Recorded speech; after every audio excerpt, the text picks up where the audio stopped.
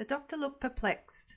I can't explain why your lungs are so bad. You have a low-level virus, but that can't explain why your lungs are not functioning properly. Dave sighed. He had had this lung issue for 2 weeks now. It had started as a virus. He had shaken that off now, but his lungs were still terrible and seemed to be deteriorating. He couldn't breathe properly and he had no energy. He was mostly bedridden and unable to work. The doctor had done a lot of tests and tried various medications, but nothing had worked. Let's give you another week and see if it improves. If it gets worse, come back and see me.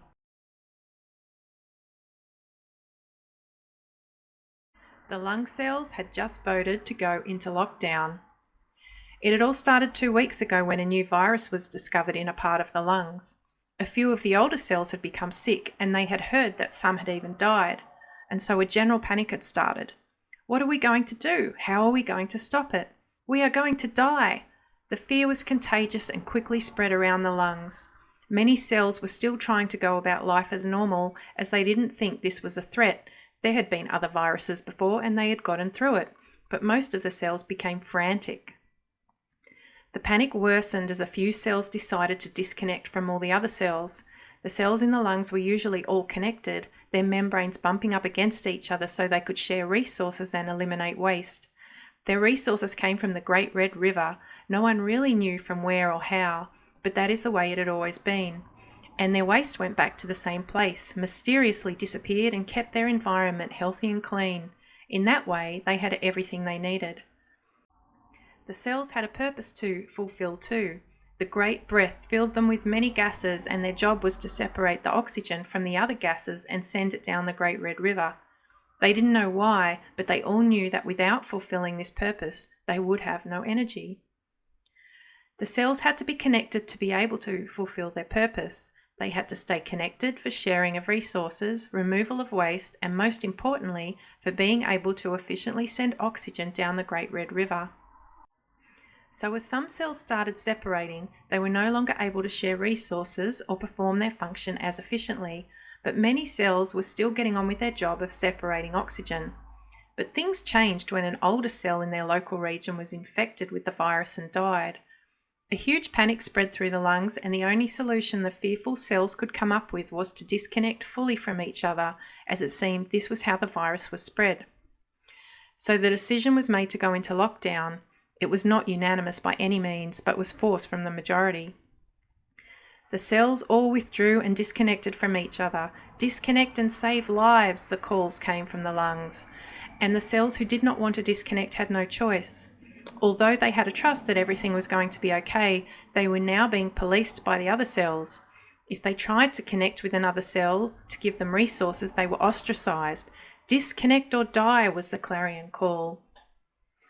A few days later, the health of the lungs started to suffer greatly. Although they had not seen any increase in the virus, many of the lung cells had stopped functioning. They no longer had shared access to resources and energy and were starting to feel exhausted. They were not sending much oxygen down the Great Red River at all, and waste was starting to build up in the lungs. Many of the previously healthy cells started getting sick. Many of the cells knew that this was because they had disconnected, but the fear of reconnecting and succumbing to the virus was still greater. Eventually, some of the previously healthy cells started dying, and the cells started fighting amongst themselves. "We must reconnect," said some of the rebels. "No, no, the virus," yelled the others. This continued for many days, some cells trying to reconnect and being ostracized and even punished, others screaming in fear that the virus must be stopped. Then all of a sudden it happened. All the cells descended into silence, sobbing and exhausted. What are we going to do? There is no hope. Sophia the elder had been silent throughout the whole event. She had been observing from the background, her own health suffering as she watched the cells panic and fight. But now she stepped forward with confidence and authority. "There is a solution," she said, "but many of you may not like it." "We'll try anything," the cells answered in despair. Sophia began. "There is a great force, a power, that we do not understand. The analytical ones call it the force of nature, the religious ones call it God. It flows through all of us, and if we trust it and surrender to it, everything always seems to work out in the end. Cells are born and cells die. We never know when or how, but this is the nature of life.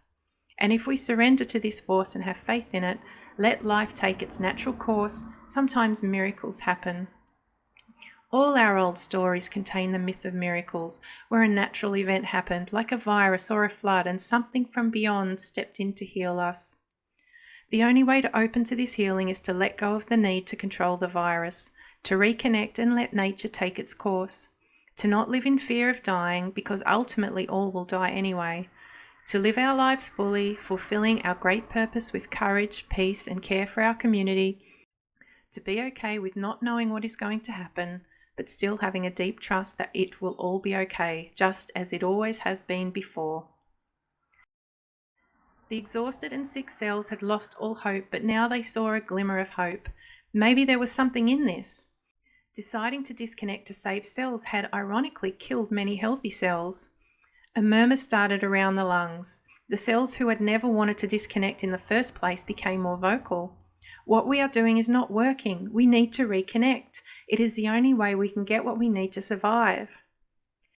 And with that, the exhausted cells decided to reconnect. It was not unanimous by any means, but was forced from the majority. The cells began to expand again and slowly let their membranes touch each other. Connect and live, the new call came from the lungs. As the cells began to slowly connect, wonderful things began to happen. Resources and energy started to flow between the cells again, and they started to feel better. Waste started to be removed, and the environment became much healthier and cleaner. Some of the cells started feeling so good that they stepped into their purpose once again and began separating oxygen and sending it down the Great Red River. And yes, the virus was there, but it was nothing like they had forecast and predicted. It was the older cells who seemed to be affected the worst, and some of them did die. Sophia comforted their friends and family. It is the way of nature. It is how it has always been and always will be. Then one night, a miracle happened. A few cells only saw glimpses of shadows as they rested in the dark, but the story is that many large, translucent, white-coloured cells arrived from the Great Red River. These beautiful cells swept silently through the lungs, absorbing the virus into their bodies and taking those who had passed from the virus with them as they then departed on the Great Red River as quickly as they had arrived. When the cells woke in the morning, the virus was gone, the lungs were healed, and new vibrant cells had stepped in to take the place of the older cells who had passed from the virus. These young cells were energetic and eager to fulfill their purpose, and the energy in the lungs started to rapidly increase.